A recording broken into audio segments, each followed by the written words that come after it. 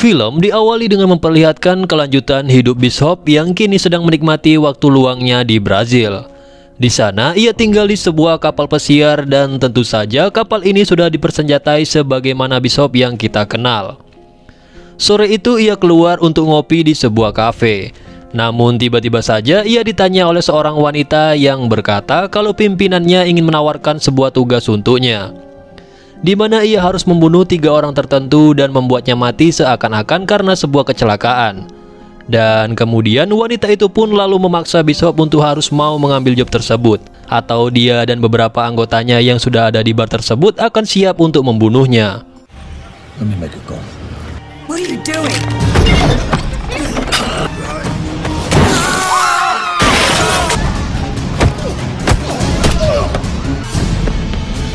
Di sana Bishop pun berhasil loncat kabur dengan menaiki sebuah gondola. Namun wanita tadi bersama beberapa pasukan tambahannya pun masih terus mengejarnya. Sampai akhirnya Bishop pun terpaksa melakukan aksi nekat demi meloloskan diri.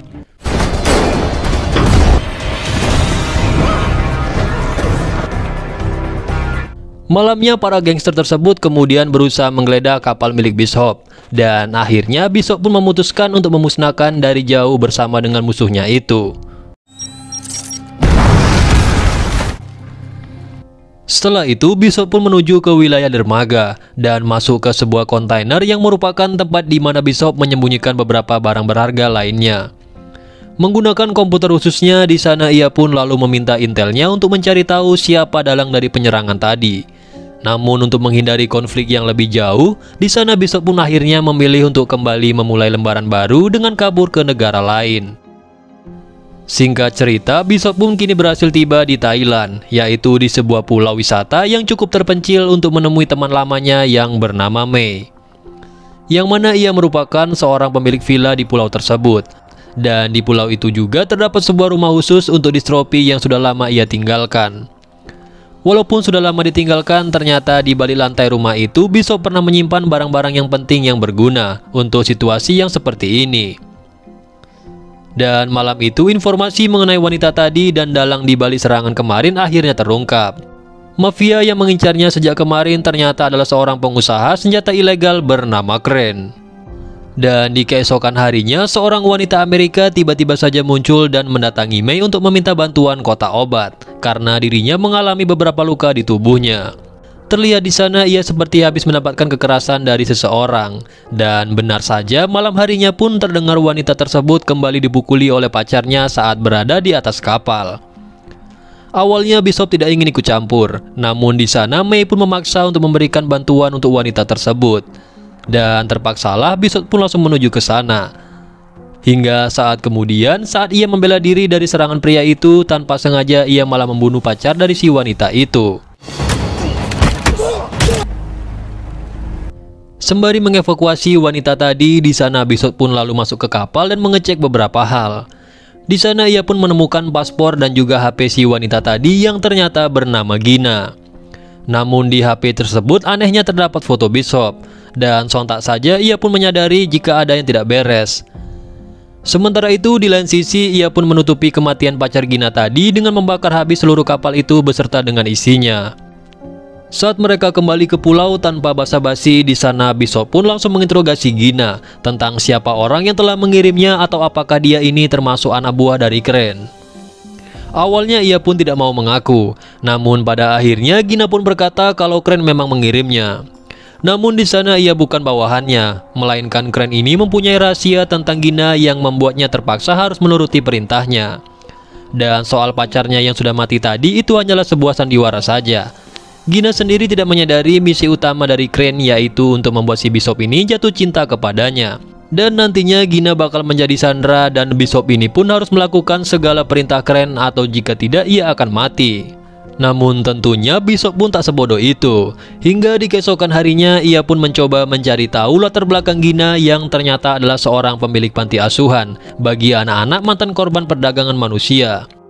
Kalau Gina ini dari kalangan baik-baik, maka hal apa yang dimiliki Crane sampai dia mau menuruti perintahnya? Maka dari itu Bishop pun langsung bertanya sendiri kepada Gina. Dan Gina pun lalu memberitahu kalau bulan lalu salah satu stafnya diculik oleh Crane. Dan 3 hari kemudian dia kembali dengan kondisi yang penuh luka, hingga akhirnya ia pun meninggal. Dan ternyata itu adalah ulah dari Crane, dan berkata dia akan menyiksa anak-anak lainnya jika Gina ini tidak mau menuruti perintahnya. Siang itu terlihat beberapa pasukan pun mengawasi mereka dari jauh. Dan kemudian untuk mengulur waktu di sana, Bishop pun lalu menyuruh si Gina ini untuk berpura-pura bersikap mesra, sehingga anggota Crane ini akan mengira jika semua rencana mereka itu berjalan dengan lancar. Hingga di malam harinya Gina pun meminta maaf kepada Bishop karena sudah menariknya ke dalam pusaran masalah itu.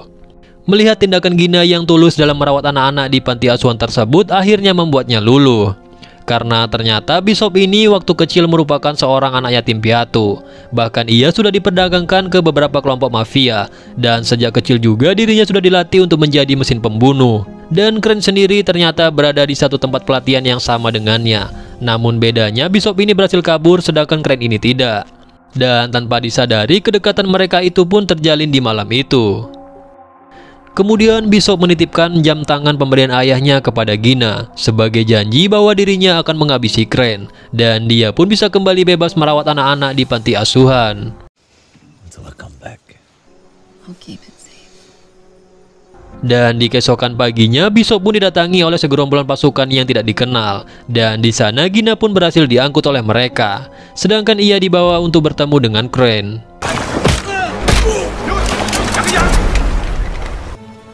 Tell me how to find you face to face. Begitu sampai di tempat Crane, ia pun lalu menyuruh Bishop ini untuk duduk di atas sebuah bom. Lalu Crane pun datang untuk memberikannya sebuah file tentang siapa target pertamanya, yaitu merupakan seorang pengusaha senjata ilegal terbesar di benua Afrika. Ia bernama Krill, dan saat ini dirinya sedang ditahan di sebuah penjara paling ketat di dunia yang berada di Malaysia. Crane pun berjanji akan melepaskan Gina jika Bishop ini mau melakukan permintaannya. Dan untuk memastikan janjinya itu, setiap si Bishop ini berhasil membunuh satu dari ketiga targetnya. Di sana ia akan menerima video call dari Gina. Singkat cerita, Bishop akhirnya tiba di Malaysia dan di sana ia pun langsung mengumpulkan semua informasi mengenai Krill. Selain penjara ini sulit untuk ditembus karena berada di sebuah pulau, di sana para napi pun juga tidak bisa melarikan diri karena lautan tersebut dipenuhi oleh ikan hiu ganas. Sekalipun berhasil masuk, di sana ia pun harus mencari cara agar bisa mendekati Krill yang pastinya memiliki banyak pasukan napi yang menjaganya sepanjang waktu. Hingga akhirnya Bishop pun sudah menentukan rencananya. Di sana ia pun kemudian mulai berkeliling untuk membeli beberapa peralatan, mulai dari tinta tato, krim penyelam dan juga sebagainya. Lalu 3 barang utama pembeliannya itu disusupkan ke dalam sebatang rokok, permen karet dan juga sebuah kaleng pomade. Dan ternyata untuk masuk ke penjara tersebut, si Bishop ini memilih dengan cara penyamaran sebagai salah satu buronan internasional yang kebetulan ada kemiripan dengannya, di mana buronan itu memiliki tato dadu di mukanya. Dan itulah alasannya si Bishop tadi membeli tinta tato. Dan di keesokan harinya Bishop pun langsung menjalankan aksinya, dimulai dengan memprovokasi para polisi yang berjaga di jalan. Dan tak butuh waktu yang lama, melihat muka Bishop ini serta paspor yang sudah ia palsukan membuat Bishop pun langsung masuk ke dalam buronan itu. Di sana ia pun langsung dibawa ke penjara yang dimaksud. Dan saat dilakukan pemeriksaan tentang barang-barang yang dikantongi, di sana sang sipir pun tidak menaruh curiga kepada barang yang dibawa oleh Bishop. Dan singkat waktu, akhirnya Bishop ini pun bisa bertemu Krill secara langsung. Namun tentu saja di sana ia tidak bisa sembarangan mendekat, karena ia yang selalu dijaga ketat oleh beberapa pasukannya. Dan setelah seharian mencoba membaca gerak-gerik sang target, di sana Bishop pun kemudian mencuri salah satu pisau dari para napi saat ia makan siang. Tadinya Mimin berpikir jika pisau itu akan ia gunakan untuk membunuh Krill, tapi ternyata malah sebaliknya.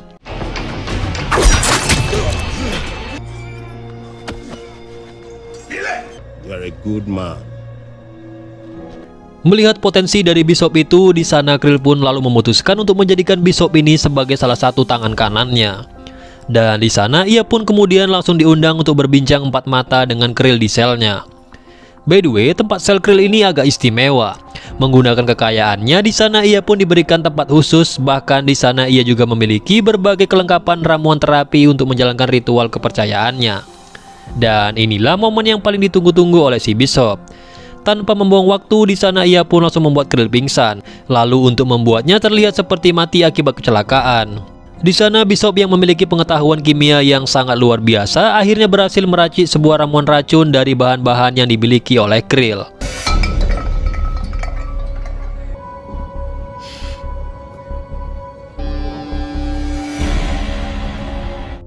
Dan tak butuh waktu yang lama, kabar kematian Krill itu pun kemudian langsung membuat heboh satu penjara. Lalu alarm pun berbunyi dan para tahanan pun langsung dikumpulkan. Bishop sendiri setelah itu menjalankan rencana keduanya, di mana ternyata barang yang ia selipkan di dalam rokok tersebut merupakan bahan peledak, yang ketika disatukan dengan permen karet yang sudah ia modifikasi membuat ledakan yang cukup dahsyat untuk menghancurkan dinding penjara. Sebelum melanjutkan terjun ke laut, di sana Bishop pun lalu mengoleskan badannya dengan krim pomade, alias krim yang biasa digunakan oleh penyelam untuk menghindari gigitan hiu. Dan dengan begitu pun akhirnya ia berhasil kabur dari salah satu penjara paling terketat di dunia. Here he comes. Dan tak lama kemudian Bishop pun dijemput oleh kapal nelayan yang sudah diatur oleh Crane untuknya. Dan sesuai janjinya, Gina pun dibiarkan tetap hidup yang bisa ia pantau melalui video call. Singkat cerita, Bishop kemudian menuju ke titik selanjutnya, yaitu di Seville, Australia, karena target keduanya berada di sana. Pria ini bernama Cook, dan dia adalah seorang pengusaha ternama di bidang mineral dan juga batu bara. Namun sebenarnya ia juga memiliki banyak bisnis kotor di pasar gelap. Cook ini setiap waktu dijaga ketat oleh bodyguardnya dan tinggal di sebuah penthouse yang berada di sebuah atap gedung ternama di kota Sydney. Untuk bisa naik ke lantai atas tersebut terdapat pintu khusus yang dilengkapi dengan pemindai retina dan juga sebagainya. Jadi bisa dibilang cukup sulit untuk bisa menyusup ke dalam gedung tersebut. Dan setelah beberapa hari menganalisa targetnya di sana, Bishop pun lalu mencari tahu kebiasaannya di jam-jam tertentu. Ia kemudian mencoba untuk masuk ke dalam gedung tersebut, namun bukan untuk menyusup, melainkan untuk berpura-pura ingin membeli salah satu unit di sana. Dengan trik simpel ini, di sana ia pun berhasil membuat blueprint dari gedung itu, serta menduplikat kunci milik si agen properti. Dan di sana ia juga berhasil membuat sebuah cairan khusus yang dimana mampu membuat sebuah kaca yang sangat tebal bisa langsung pecah dalam hitungan detik.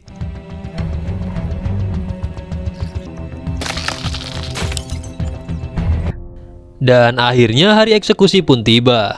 Di waktu yang telah ditentukan, di sana Bishop pun berpura-pura sebagai teknisi dan berhasil masuk ke unit apartemen yang berhasil ia gandakan kuncinya.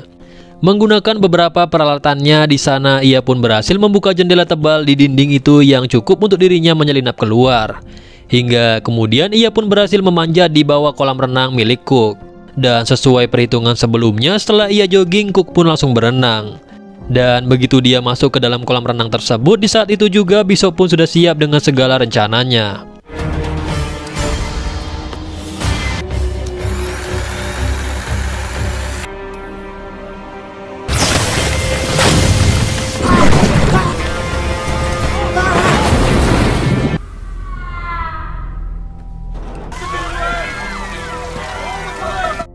Crane pun tidak bisa berkata apa-apa selain kagum akan Bishop yang tak butuh lama untuk mengeksekusi targetnya.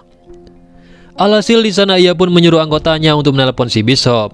Dan kemudian terlihat di sana Gina pas video call meminta Bishop ini untuk memperhatikan jam tangan yang ia berikan. Dan secara tiba-tiba saja di sana anggota Crane pun langsung marah dan memutuskan jaringan panggilan tersebut. Dan ternyata tepat di belakang Gina terdapat nomor seri dari kapal di mana ia ditahan. Dan dari sana Bishop pun tentunya akan bisa dengan mudah melacak keberadaan kapal tersebut yang ternyata kebetulan berada di kota Sydney. Namun tampaknya Crane ini pun menyadari jika Bishop akan mengincarnya. Dan di sana ia pun berhasil memindahkan kapal itu lebih dulu. Menggunakan helikopter, di sana Bishop pun lalu mencoba untuk mengejarnya dan kemudian memilih untuk diturunkan di tengah lautan. Dengan modal sebuah alat, di sana ia pun berhasil berenang ke bawah kapal dan menyusup ke dalamnya.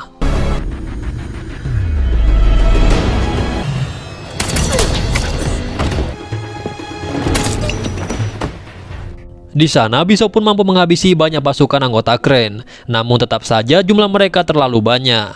Belum lagi ia datang tanpa persiapan dan alhasil dirinya pun berhasil ditangkap.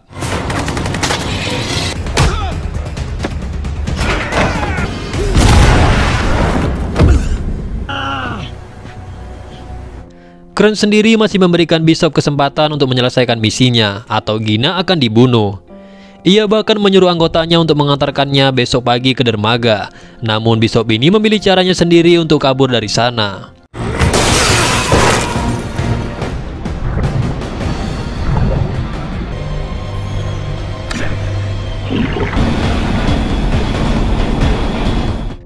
Dan singkat cerita, di sana Bishop pun tiba di sebuah kota bernama Verna di Bulgaria, dan target selanjutnya bernama Max Adam.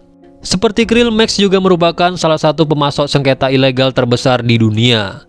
Dan di sana ia juga memiliki kekayaan yang sangat berlimpah. Dan bahkan ia bermarkas di sebuah bunker khusus di pinggir kota dengan penjagaan yang tidak main-main.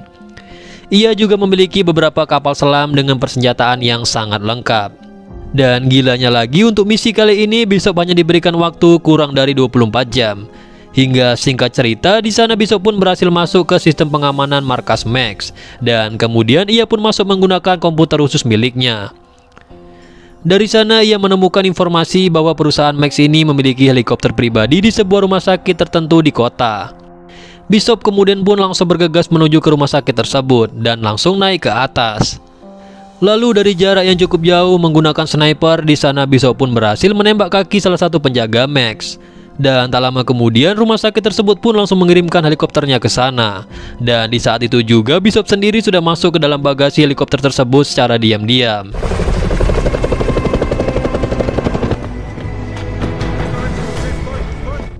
Setiap sudut di ruangan itu dilengkapi dengan CCTV, dan untuk membuatnya tidak berfungsi, Bishop pun membawa alat pengacau jaringan yang membuatnya sedikit leluasa dalam menyelinap masuk dan berhasil menumbangkan belasan anggota Max. Secara diam-diam Bishop pun langsung masuk ke dalam. Namun hal ini sudah mereka antisipasi, makanya Max ini langsung masuk ke lift untuk menuju ke bunker bawah tanah. Namun sekali lagi kita pun diperlihatkan kemampuan Bishop dalam menganalisis blueprint sebuah gedung yang membuatnya selalu selangkah lebih cepat dibandingkan musuhnya. Call me when you know something. You're in the safe room, jack off. It's ugly. Ternyata sosok Max ini berbeda dibanding Krill maupun Cook. Di sana ia malah terlihat lebih santai dan mengagumi cara kerja Bishop yang bisa menerobos semua pengamanannya.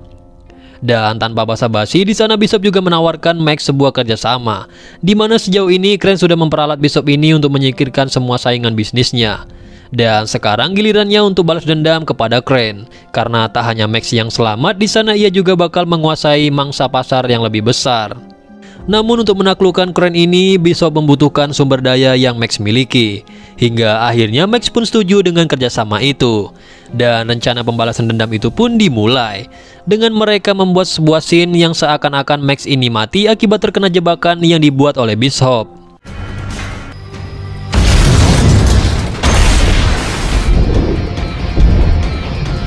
Di saat Max ini tercebur ke laut, di sana Bishop pun muncul untuk membawanya menyelam ke tempat yang tidak ada satu orang pun yang mengetahui bahwa mereka selamat. Dengan begitu, Crane akan mengira bahwa target ketiganya telah berhasil dieksekusi.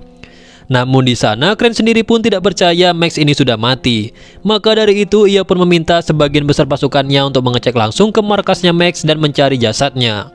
Kemudian Bishop sendiri langsung mengatakan jika mayat Max ini sudah ia simpan di salah satu kapal selamnya. Dan sejauh ini semuanya sudah sesuai perhitungannya. Dan sebelum para pasukan Crane datang, tentunya ia telah memasang berbagai perangkat jebakan di sana.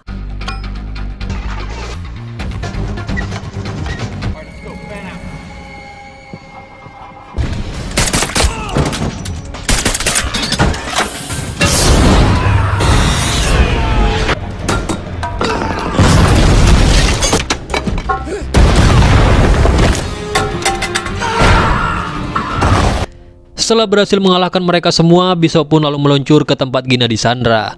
Dan Crane pun tentunya sudah memerintahkan seluruh pasukannya untuk berjaga-jaga di sana. Namun semua itu pun percuma karena si botak satu ini memiliki kemampuan membunuh puluhan orang tanpa terluka sedikit pun.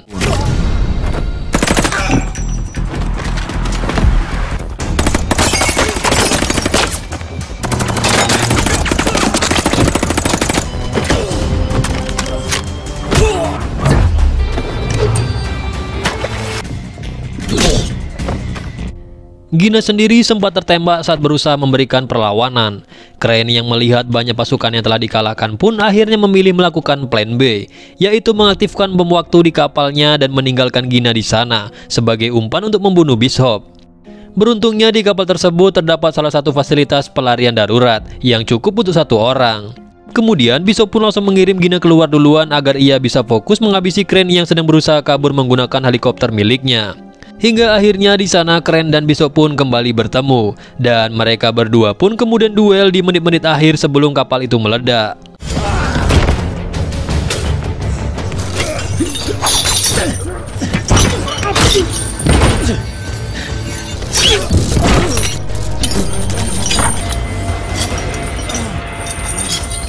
Kalau Bishop ini lompat ke laut, maka ia akan terkena efek ledakan dari kapal itu yang bisa membuatnya tewas.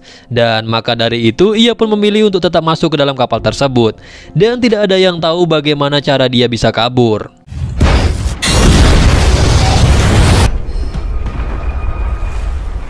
Hingga akhirnya Gina pun berhasil selamat, namun keberadaan Bishop ini tidak ditemukan. Karena kapal Crane ini hancur lebur dan tersisa hanya bagian tempat penyimpanan jangkar kapalnya saja. Max Adam sendiri tidak menyangka Bishop akan mati, namun ia sendiri masih menaruh kecurigaan di sana. Alhasil setelah di browsing, ia pun menyadari bahwa tempat penyimpanan jangkar kapal itu sangat kokoh dan bisa menampung satu orang dewasa. Maka dari itu ia pun kemudian meretas CCTV, dan benar saja ternyata saat malam hari diam-diam Bishop ini keluar dari sana dalam keadaan tanpa luka sedikit pun. Setelah beberapa bulan menghilang, Bishop kemudian pergi ke Kambodia, ke sekolah yang Gina dirikan untuk anak-anak yatim. Ia sendiri tak menyangka kalau orang yang sudah ia sangka mati itu ternyata masih hidup. Dan inilah Bishop si botak hitman yang paling jenius. Dan akhirnya film pun tamat. Nah, itulah tadi alur cerita film Mechanic Resurrection tahun 2016. Oke, mungkin segitu aja untuk video kali ini. Terima kasih buat kalian yang udah nonton video ini sampai selesai. Jika kalian suka dengan video ini, silahkan klik tombol like, komen, dan juga subrek. And see you on the next video. Bye-bye.